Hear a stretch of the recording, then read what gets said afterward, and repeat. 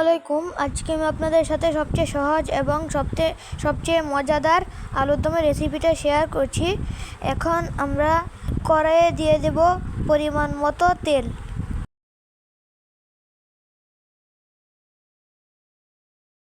কিছুক্ষণ গরম হওয়ার পর আমরা দিয়ে দেব আস্ত কটা গরম মশলা, তেজপাতা, দারচিনি ও এলাচ। এইগুলোকে ভালোভাবে 3-4 সেকেন্ড ভেজে নেব।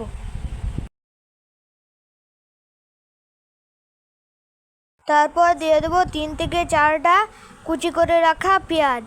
এগুলোকে একটু নরম হওয়া পর্যন্ত আমরা ভালোভাবে ভেজে নেব।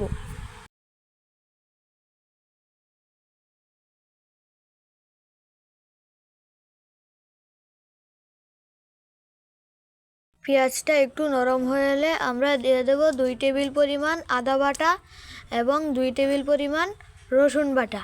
আচ্ছা, আমার আদা বাটাটা একটু নরম টাইপ ছিল, তাই আমি 2 টেবিল পরিমাণ দিয়েছি। আপনাদের আদা বাটাটা যদি শক্ত বা ঘন হয় তাহলে 1 টেবিল পরিমাণ দিবেন।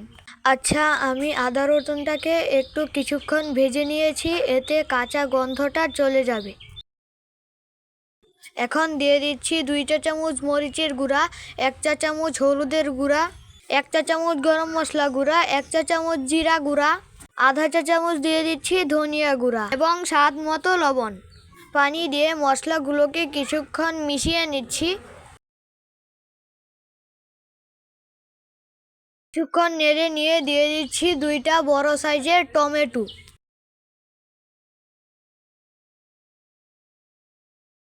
টমেটোর সাথে মিশিয়ে নিলে যে সময় টমেটোটা একটু হালকা নরম হয়ে যাবে, তখন আমরা দিয়ে দেব কাঁচামরিচ। এখন এখানে দিয়ে দেব আমি 1 কেজি পরিমাণ ছোট নতুন আলু।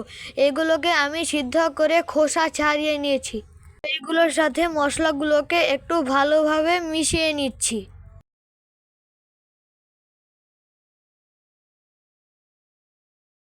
কিছুক্ষণ মিশিয়ে নেওয়ার পর আমরা দিয়ে দেব একটু পানি।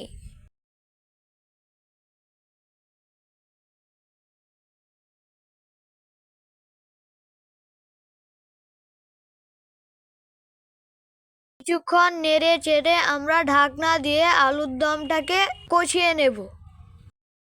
মাঝে মাঝে একটু নেড়ে চেড়ে দেবেন, তাহলে আলুর দমটা লেগে যাবে না। তো কিছুক্ষণ কষিয়ে নেওয়ার পর আমাদের আলুর দমটা রেডি। কেমন লাগলো আমাদের আলুর দম রান্না করা? ভালো লাগলে লাইক সাবস্ক্রাইব করে আমাদের পাশেই থাকুন পরবর্তী ভিডিও দেখার জন্য।